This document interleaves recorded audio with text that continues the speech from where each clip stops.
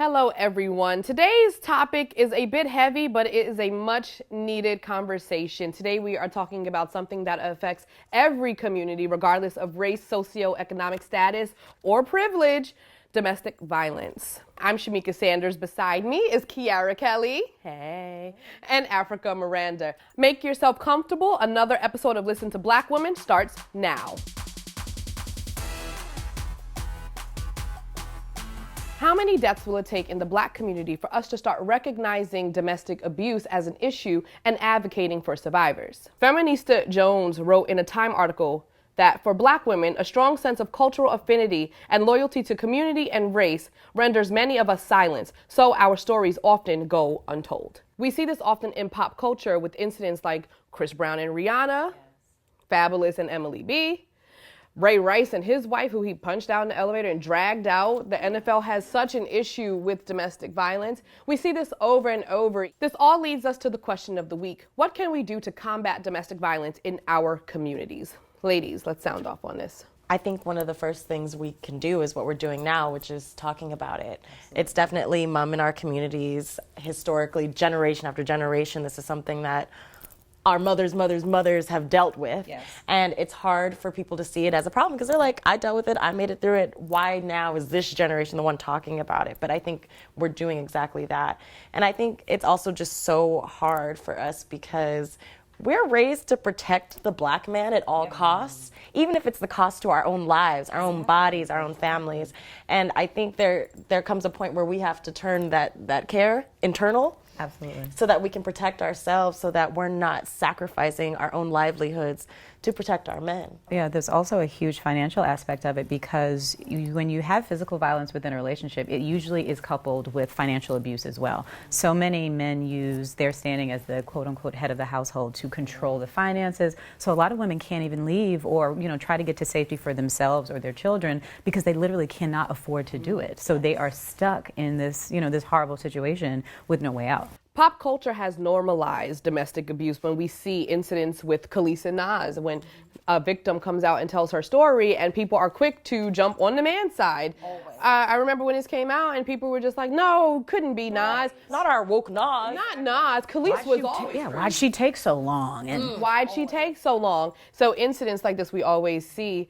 It normalizes the fact that we don't see it as such an issue. For most everyone in Black culture, the church is where you go for as your moral compass. Yeah. We make up, such a large, this huge religious population. And I think also that probably feeds into it as well because so much in the church is about, keeping things within the family until, better or worse within marriages and you don't want to break up the home. But women are suffering in silence.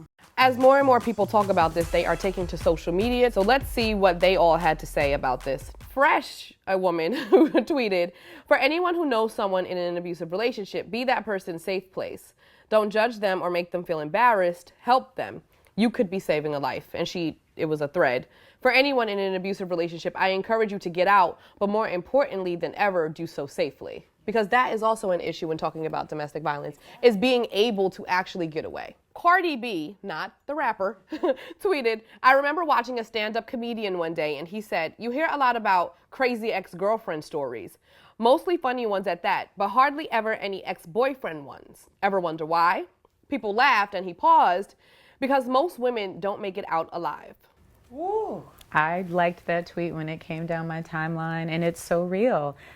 For men, it's a funny story about a girl that maybe keyed their car. For us, it's a sad story of going to a funeral of a friend who died because her boyfriend beat her. Someone else wrote, 41.2% of Black women will become victims of domestic violence. We love to talk about police brutality and racism. When are we going to talk about the brutality women, girls, and LGBTQ folks in our community are subjected to? Yes, we can multitask. You can be very upset about, police violence and at the same time advocate for Black women who are being abused at the hands of Black men. So let's move on to the receipts. Let's see what you guys are out there saying. Yes, we asked you, the Hello Beautiful MadameNoire audience, which of the following happens during domestic violence? Physical abuse or emotional abuse? with 100% of you saying both, which is really great because I think a lot of times emotional abuse doesn't get identified as abuse because they're like, oh, these are words, and, you know, sticks and stones break my bones. Words don't hurt. Words hurt. Absolutely. Words are harmful, and a lot of emotional abuse. It's a precursor to actual physical violence. We also ask, have you ever been hit by or hit your romantic partner, with 40% saying yes. That's a lot. It's a lot. It's almost half. One thing to add, though, and because I know we have a lot of men that love watching Listen to Black Women, is that domestic violence is not just, you know, men abusing women. It's not like anytime it's happening within partners, whether it's a woman abusing a man or a man abusing a woman, it's wrong. Yes. And I think that a lot of men don't come forward because there are men that are abused as well. Yes. And they get mocked, or it's a joke, or you're like, you can't get beat up, but it does happen. So I think that's also important in this conversation. One of the things that, you know, a lot of times we don't recognize as a precursor to violence, or, you know, and we touched on it, was emotional abuse. And while I've never been a victim of physical violence, I've absolutely been, you know, in a relationship that was extremely emotionally abusive. And there's a great article that, you know, we've run across on Huffington Post by Pamela Jacobs. And she says that when we think of abusive relationships, we often picture black eyes and broken bones. But while abuse often escalates to physical violence, it does not start out that way. In fact, abusers are often charming, attentive, and sweet at the beginning of a relationship. And when I say, like, that gives me chills, because that's how I felt. Like, I was like, oh, he cares about where I'm going and wants to know where I am. And, you know, you're equating all of this, you know, to love, but then it starts to escalate into, like, you know, this abusive language and very controlling behavior, and who are your friends and who is that person you're talking to.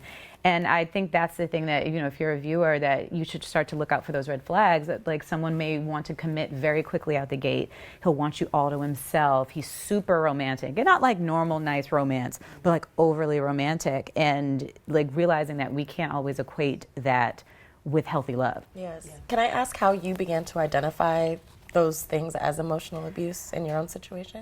It took a long time. It took like months. Honestly, it started friends. Like, outside people were like, you're not yourself, you're not okay. And I also realized that I was changing my behavior. Like, I wouldn't, you know, I would make sure that I called him as soon as I was somewhere. I would never let my phone out of my sight, because if he didn't reach me, he would be upset. Yeah. You know, and then as it continued, I let him be a part of like my business and my life. And I just realized I had let this one person like control almost everything about me, start to alienate people. And then when I realized what was going on and tried to separate myself, that is where I started being concerned for my safety, because certain things were said that it wasn't like a direct threat, but you know that it's a threat. You said something really important too about it escalating, because I found with my own situation with domestic abuse is that it gets worse and worse.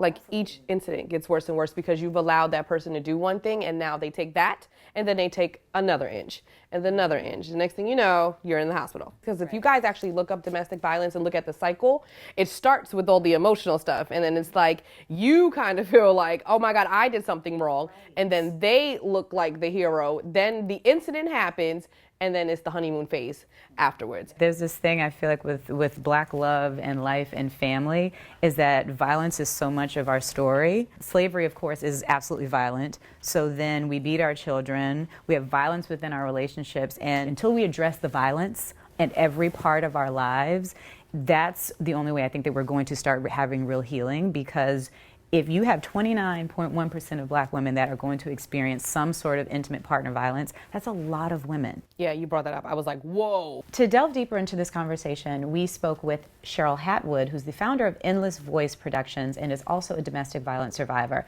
To learn a little bit more about her experiences and gain more insight, please log on to MadameNoire.com. Ladies, another insightful conversation, one that must be had. What did we learn, and what are the takeaways we can share with our audience? Yes, I think one thing that's important is not to judge. I personally have never been a victim of domestic abuse, but I was a bystander to it. And I think it's very frustrating when you're watching your loved one continually go back to these situations. And I think it's important for them to have allies. You don't want them to be isolated even more than they already are, because their family and friends have now decided, well, we're just done with you because you won't be done with this. Absolutely. So I think it's very important to hang in there. Remember that they're the ones going through it, not actually you. I would say that if we want to start breaking the chains of violence within our community, we can't throw people away. We should be reaching out to abusers and children and really teaching people, kind of as you said, there are better ways to deal with conflict, better ways to deal with anger and trauma rather than resorting to violence. My takeaways from this conversation is to be aware and to educate yourself. If you're going through this situation, go to the internet, look up the signs of domestic abuse, and check it out for yourself. Thank you guys for tuning into another insightful but necessary conversation on Listen to Black Women. Until next time, stay blessed.